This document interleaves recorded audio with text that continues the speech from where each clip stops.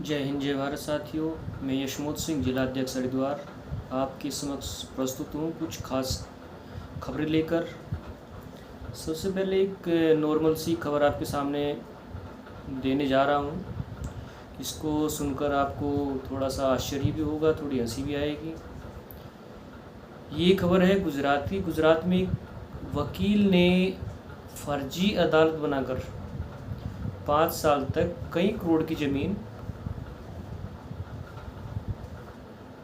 जो सरकारी थी उन ज़मीनों का केस चलाकर कौड़ियों के भाव में उसको ठगों को बिकवा दिया, सरकारी ज़मीनों को। ये खबर है गुजरात की। यानी वकील भी फर्जी अदालत बनाकर ऐसे ठग बेईमानों को संरक्षण दे रहे हैं। दूसरी खबर है नोएडा से, दिल्ली एनसीआर नोएडा की ये खबर है, जिसमें थाने के सामने ही एक फर्जी थाना बनाया गया, जिसका नाम दिया गया international and crime investigation bureau. और वो थाने के ठीक नाक के नीचे चल रहा था। लोगों को ठगा भी गया, लेकिन पुलिस और क्राइम ब्रांच इस बारे में कुछ नहीं कर पाई। काफ़ी टाइम तक वो फर्जी थाना चला। दोस्तों, वकालत एक ऐसा पेशा है जो न्याय के लिए लड़ता है, लेकिन आज का दौर कुछ बदला हुआ है।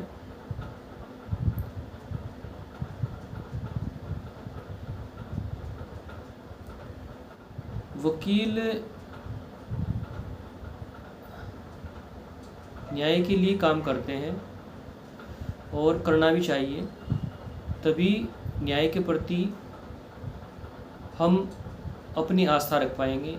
यदि वकील ही न्याय के पक्ष में नहीं खड़ा होगा, अन्याय के पक्ष में खड़ा होगा या ठग बेईमानों के पक्ष में खड़ा होगा, तो न्याय के प्रति जो उम्मीद है, जो एक उम्मीद लेकर हम चलते हैं, वो उम्मीद ख़त्म हो जाती है। और वही फिर जो आजकल आप लोग देख भी रहे हैं कि जो वकील ठग बेईमानों का पक्ष रखते हैं, उनके पास तो पैसे की कोई कमी है ही नहीं। और जो वकील सत्य के मार्ग पर चलते हैं या सत्य के दिखाने वाले होते हैं, उनके पास खाने के भी लाले पड़ जाते हैं। तो ये आज का दौर है। आजकल विपक्ष पूरे ज़ोर शोर से एक बात को लेकर चल रहा है, हमें सर की लड़ाई को लड़ना है, न्याय की लड़ाई को लड़ना है। लेकिन क्या पिछले 10 सालों से उन्होंने चिटफंड कंपनी में जिन लोगों ने निवेश किया था, उनकी प्रति आज तक कोई भी बात या कोई भी पक्ष रखा है? क्या उनके खिलाफ़ आवाज़ उठाई है? क्या उनके लिए आवाज़ उठाई है? सरकार के खिलाफ़ आवाज़ उठाई है? नहीं। वो चाहे सपा हो, चाहे बसपा हो, चाहे बहुजन हो, कांग्रेस हो, किसी ने उनके पक्ष में कोई आवाज़ नहीं उठाई। केवल अपने मतलब की लड़ाई लड़ने में लगे हुए राजनेता, वोट बैंक की राजनीति, जाति की राजनीति। बर्ड्स एक्ट, अनियमित जमा योजनाएं पाबंदी कानून 2019 में लागू हुआ था, बनाया गया था, संसद के द्वारा बनाया गया, और सबको ये कानून अच्छा भी लगा, पक्ष को भी विपक्ष को भी। लेकिन क्या उसके क्रियान्वयन के लिए पक्ष या विपक्ष ने कोई आवाज़ उठाई? क्या उसके पक्ष के लिए कोई बोला?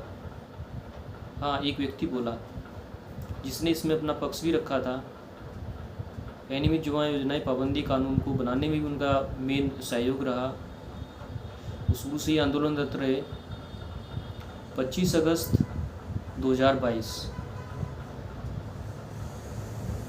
कोर्ट द्वार से इस लड़ाई को प्रारंभ किया गया।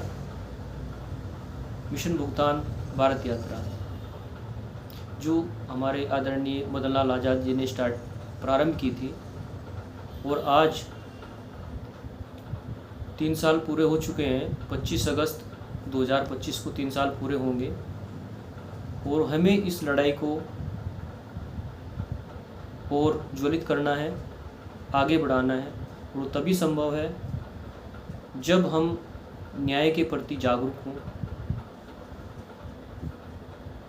हमारे जितने भी चिटफंड कंपनियों के एजेंट हैं, उनमें कुछ एजेंट तो इस लड़ाई में साथ दे रहे हैं, लेकिन ज़्यादातर एजेंट सोए हुए हैं और निवेशक तो सभी सोए हुए हैं। उनको कोई मतलब ही नहीं है शायद इस मिशन से। दोस्तों, अनियमित जमा योजनाएं पाबंदी कानून 2019 आप ही के लिए बनाया गया था। यदि आप लोग जागरूक नहीं होंगे, आगे नहीं आएंगे, घरों से बाहर नहीं निकलेंगे, तो यह एक कानून ही बनकर रह जाएगा और ये रद्दी के टोकरे में चला जाएगा। आप लोग जब तक जागोगे नहीं, तब तक इसका क्रियान्वयन असंभव है। दोस्तों, हमारे मदन लाल आज़ाद जी और हमारी पूरी टीम, उत्तराखंड की टीम और पूरे भारत से लोग इसमें सहयोग कर रहे हैं। पूरे भारत से लोग इसमें जुड़ रहे हैं, आंदोलन कर रहे हैं। बस सिर्फ कमी एक है कि आप लोग ज़्यादा मात्रा में एकत्रित नहीं हो पा रहे हैं। साथियों, आओ मिलकर हम इस असत्य पर सत्य की जीत के मिशन को आगे बढ़ाएं, मिशन भुगतान भारत यात्रा को पूर्ण करें और आशा करें 2025 में हमारा ये मिशन पूर्ण हो और सभी निवेशकों का जो पैसा चिटफंड कंपनियों में डूबा हुआ है वो सभी को प्राप्त हो। वर्ष एक्ट के नियम के अनुसार 2 से 3 गुना जमा धन आपको मिलना है। अगर आप इस संगठन का सहयोग करेंगे तो जल्द से जल्द आपको आपका भुगतान मिल जाएगा। साथियों, आपसे अपील है कि हमारा पूर्ण सहयोग करें। मदन लाल आज़ाद जी पूरे देश में भ्रमण करके आप लोगों को जागरूक कर रहे हैं। हमारा कर्तव्य भी बनता है कि हम ज़्यादा से ज़्यादा अपनी सदस्यता बढ़ाएं और संगठन का साथ दें और इस लड़ाई में